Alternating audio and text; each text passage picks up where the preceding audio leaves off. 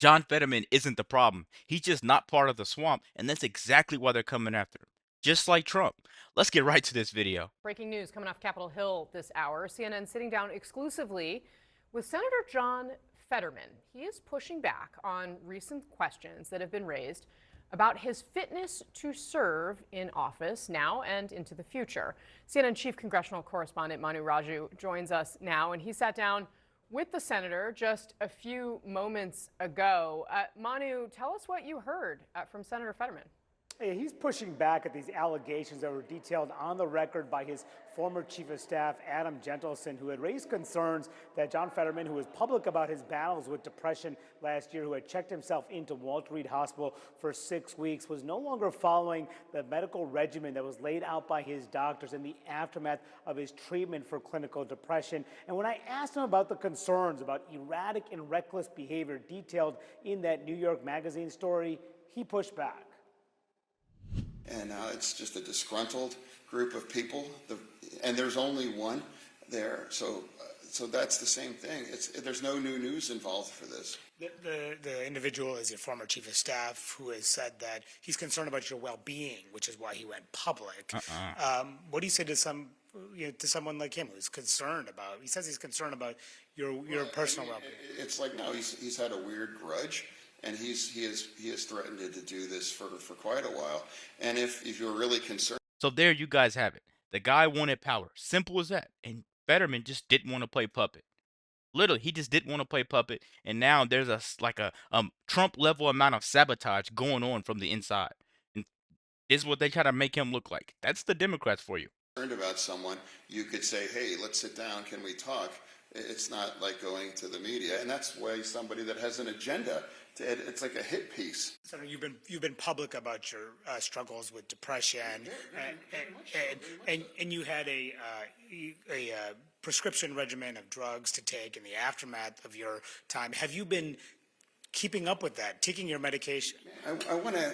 My doctors are like, John is great, and I am on all of the plan that it's always been, and it's incredibly invasive. And why are people talking about anyone's personal medical things? It's that, I think most people would agree that's really, really invasive. Can you explain what happened with those driving incidents? There was a reckless driving incident last year, and there was something in the concern in that article about you driving, getting behind the wheel. No, it's like there's no news. There's no news on those things. It was an accident. You fully plan to serve your full term here in the Senate. Come on. Come on, man. They're digging into the car conspiracy like it's some type of Watergate. Whenever it's a Democrat they can't control, they treat them like Trump. They're framing this guy as somebody that doesn't know what's going on in his head right now. They're treating and weaponizing depression like it's a gun. Come on, man. How can you do somebody like this?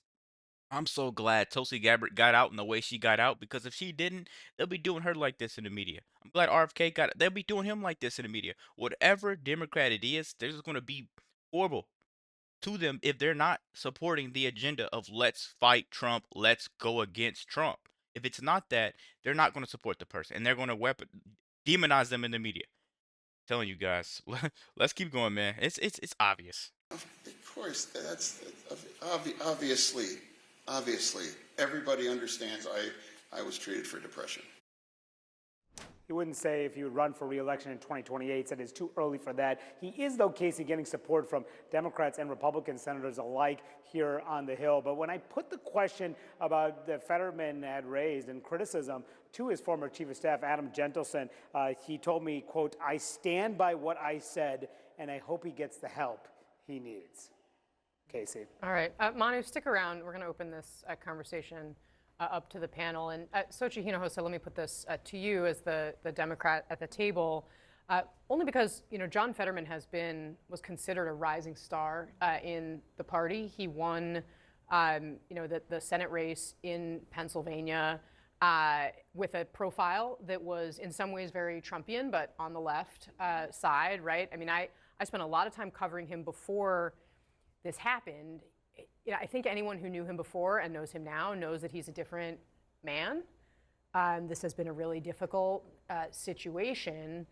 What do you think is the right thing for Senator Fetterman to be doing right now?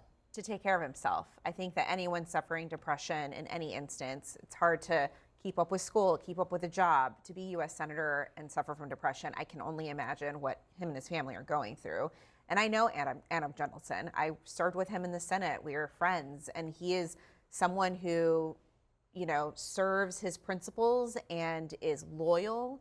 And he's only sounding the alarm because he believes that the public needs to know that there is something there, that he's doing a disservice not only to his constituents but to himself. And I think he fears for his well-being. And so this entire reporting is extremely devastating, but I think that he really needs to think about what is best for him and his family at this point. Yeah, I do think it is worth noting, Adam Gentleson worked for many years. For our viewers who may not understand how this works, he's been in the Capitol Hill ecosystem for a long, long time. He worked for Senator Harry Reid when he was the majority leader in the Senate. He is someone who usually is very discreet. Congressman, were you surprised that this came out in public? And Yeah. what do you think it says? Look, I was surprised. I've become friends with John Fetterman, and I'll tell you, the public John Fetterman I knew before I met him. He had all this is the guy that doesn't wear a suit and everything else. As I've gotten to know him, he's one of the most genuine people I've ever met, and I mean that. Like, there is no politicianness in him, and I think he wears his emotions on his sleeve, right? And so any of us, when I was in Congress, there were days I didn't want to go meet with people. I would have wanted to just sit at my desk, but I didn't wear my emotions as much on my sleeves. I think he's so genuine. Any decision to leave the Senate, any decision on the treatment for depression, it's his decision. He's been very open about it as well. I think this was kind of an unfair attack on him. Now, granted, when you're a public figure, you're a public figure. Everything's kind of fair game, but I'll tell you, the John Fetterman I know is somebody that just, you're really not going to meet a more genuine person. And the thing I worry about is that this is an attack against him because he's been so outspoken against, for instance, some of the protests and things like that, and he's ticked off a lot of Dems. I don't know if that's true or not, but I'm just saying I hope that's not the case. He certainly did have some staff in his office who were angry about that, and there was turnover because of that. I'm not sure that Adam is in that category. What do you think, Kristen?